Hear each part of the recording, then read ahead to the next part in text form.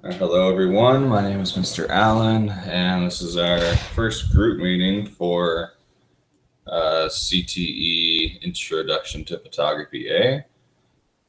Instead of one-on-ones, I figured I'd do these group meetings so I can cover a little more information and you guys can watch it at your own leisure. Just to kind of recap what the course is all about, we can go into the assignment page. In case you already don't know, you need a weekly journal telling me what you're doing this week.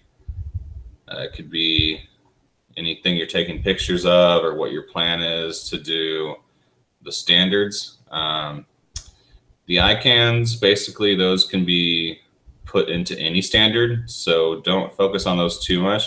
Start focusing on these actual standards. So A 1.1, 1.2, stuff like that. And you can go ahead and just take your pictures and kind of work backwards, or you can choose a standard and try to fit the mold to that standard. And if you click one, it'll give you the opportunity to make your own personalized project plan, which you can then make a copy of, fill it out, tell me what you're going to do to complete that standard and how you're going to prove that you mastered it. Pretty much just a mentor for this class. I have a lot of other classes as well, but I figured I'd give you maybe an optional assignment this week. And then you guys can go ahead and figure out what standard that fits into.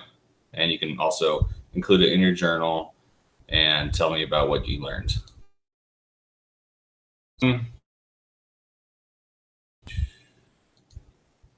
It's called the Scavenger Hunt. The link for this presentation is going to be posted in the YouTube video comment description. So if you just click more on the YouTube video description that you're watching right now, it'll have a link to this presentation that you can watch whenever you want or browse through, what have you. So in case you haven't already been reading the book or haven't been researching this stuff yourself, there's really three. Photography really consists of three things, and we're going to try to focus on using manual mode for your camera so you can understand what these three aspects are and how they affect your images, and what you can do with them creatively and technically. So the first one's aperture, also known as f-stop. The higher the f-stop number, the smaller the hole, which will mean two things. It'll mean your whole image will be in focus, but also less light is coming in. On the converse side, the lower the f-stop, so f 1.4 or something like that, will be a large opening in the camera, but the field of view will be narrow, so you'll only have either the subject or the background in focus. If you're focusing on a person in the foreground, the background will be blurred, which kind of gives it a cool look if you're going for that kind of style.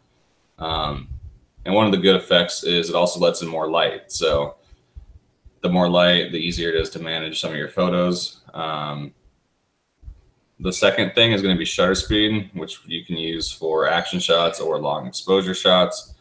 So these are fractions of a second.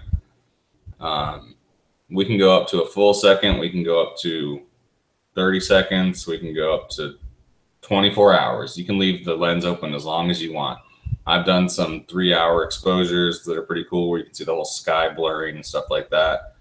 But if you want to take a picture of, an Olympic sprinter or an Olympic swimmer, and you want to catch all the action and freeze frame it, you want a very fast shutter speed. So if you know anything about math and fractions, 1/1000th of a second is very quick. Half a second is much slower. So if somebody's running, you'll catch them mid-stride right here. If you're using a half-second shutter speed, it'll be a blur, which can be an artistic choice when you're doing your photography. So keep that in mind. Those are pretty much the two most crucial The third one is ISO, which is just the sensitivity to light. For now, let's try to keep this as low as possible.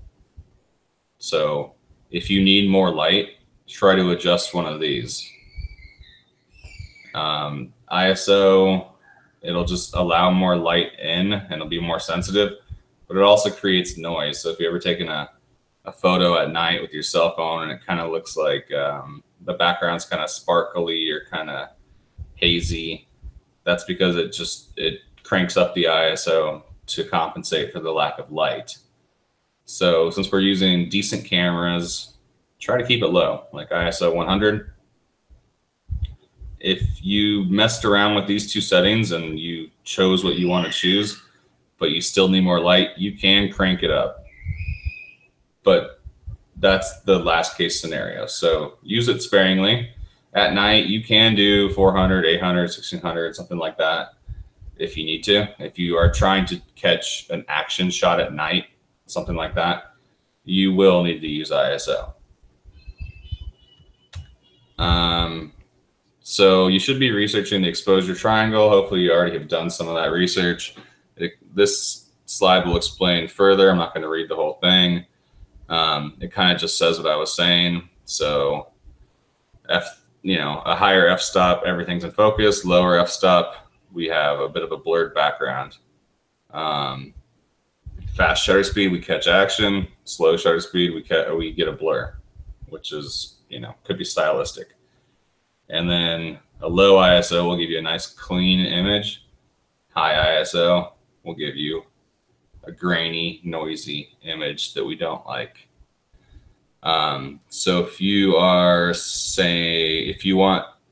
to take a fast shutter speed image, you want to catch some action, then you should probably crank up the aperture to compensate and let more light in. So if one goes down, the other should go up. And then last case scenario, we can use ISO. So go ahead and research that more. I'm pretty sure that's on one of the standards. But that's really the key to the technical key to photography. Creatively, there's a lot more to it, but technically we gotta master that first.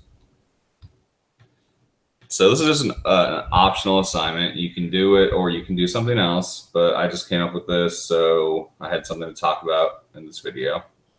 For this one, the objective would be, to continue practicing a proper exposure using manual exposure, work on your camera angles, your subject matter, and the framing. Photograph these words that I'll show you in a second. Don't illustrate them, obviously. We'll see. So the things you're going to try to capture in this assignment are going to be shadow, sunshine, and reflection. Again, this is optional, but it's if you don't really know what to take pictures of, you can start with this.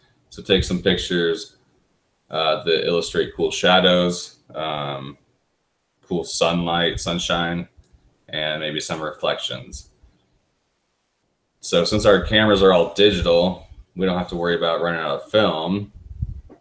You should take at least 25 shots per topic. You should just keep shooting just constantly. You can put your camera into burst mode if you want. If you don't know how, just Google it or look in your camera manual. That way, if one of the images is a little bit off, if you're doing a burst of shots, maybe one of them will be better than the others. And you can always go back later and delete them. So there's no harm in doing a lot of images at one time. Try to capture some sort of idea, emotion, or concept beyond the definition of the word. So photography is an art form, and use it to express yourself and convey some sort of idea. So we're going to try to, for now, we're doing outdoors in daylight with no flash. Later on, we can do nighttime. We can use the flash in daytime. We can, mix it up. But for now, work on outdoor daylight shots. So this particular assignment would you would make a conscious decision about everything in the frame, even if it's in the background. If you don't want it in the picture, then either move your body or turn the camera so that you frame things properly. Use cropping, which means basically put what you want in the viewfinder of your camera. Don't have like some random dude halfway in the picture, like kind of on the edge. Frame it how you want to make it look nice. So use your camera to crop the scene. Use the viewfinder for a true perspective. You could also use the digital display if you want. I wear glasses sometimes, so sometimes the display works better for me just because I already know what the settings should be. But if you can, look through the viewfinder, and inside of it there'll be an exposure balance meter where it's a bunch of lines, and you should line it up in the middle. That'll tell you that your exposure is going to be balanced, so it's not going to be too bright or too dark. For now, don't use any software like Photoshop or anything to change your images. Just show me the images purely from the camera. Sometimes parts of the image are more interesting. Avoid centering the main subject. So if you just if you take a picture of somebody and put them in the middle, that's kind of boring. You kind of want to put them, we'll get to it later. It's called the rule of thirds if you want to look more into it. But you kind of want to put them offset to the one side or the other, and then possibly have something else on the other side kind of balancing it out, maybe in the background. But if you just put somebody in the middle, it looks like a mugshot, so we don't want that. Watch your edges. So don't cut somebody's, the top of their head off if you didn't mean to. Just careful what's in the frame. Pay attention to everything that's in the picture. Obviously, you want to make it nice and clean. And if you have to, go ahead and stage it, or like move some trash out of your backyard or what have you, then go ahead and do that before you take the picture. You can shoot vertical and diagonally if you want. Diagonal kind of gives it a different feel, like things are a little crazier. You can also shoot horizontally. So vertically would be portrait mode. Horizontally is going to be landscape. Don't use a flash yet. I'll get to that soon. Autofocus, I would recommend it, especially if you wear glasses. It should be set already. Again, if you don't know how, look in your camera manual or Google that, and then you hold the button down halfway and it'll autofocus on whatever you have the viewfinder pointed at. Once you get a little better, you can manually focus things. So we're trying to get proper exposure where things aren't too dark. We don't want pure black, and we don't want pure blown out colors either. So here's some examples from, I don't know, I think these were from previous classes of decent exposure. Here's some for sunshine, so you can see it peeking through the trees. There's something called the golden hour, which is generally when you get your best shots, which is kind of right around sunset time. So if you want to try to go out at like 5, 6 o'clock, the light will be nice, the shadows will be nice, and the sunshine will give you some nice depth to your photography. Also, it has a different hue, a different color at that time of day. You can also do it in the morning too, when after the sun's barely come up.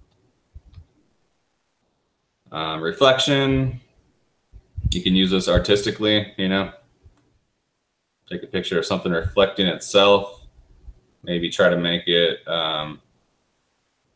maybe portray an idea of some sort that you want to get across. Here's some more reflections. Eventually, if you want to Photoshop some stuff, you can make more of a statement by Photoshopping things, but for now we'll just work with water, mirrors, glass, stuff like that. Shadow, pretty self-explanatory. Catch some cool shadows. Again, the golden hour is probably a good time to catch long shadows. Middle of the day, the shadows are right down the middle, and they're not going to be very dramatic. Early morning or towards the evening, you get these long, dramatic, cool shadows. This is one of my students from last year. It's pretty cool. So you can do shadow behind something or shadows of animals, of yourself, what have you. Just be creative and have fun with it. And that's it for this little presentation. So then go ahead, and if you want to do that assignment, fine. If not, you can always choose your own, like I said. Make sure you've done this little quiz. If you haven't already, click it and do it. Shouldn't take you more than like 30 minutes. That is definitely a requirement. And then go ahead and you can mark your hours down. The journals, for me, they don't have to be 5 paragraphs. You can stay around 1 paragraph, 1 or 2, something like that. And just, I'd rather you spend more time taking pictures than writing. This is not an English class, it's a photography class. So take your camera everywhere with you if you want. If you go somewhere cool, bring it with you. And then, you know, fit it into one of these standards. And that's pretty much it. So I'll continue to do videos like this weekly. And if you would like to meet with me one-on-one, just send me an email. My email's on the homepage.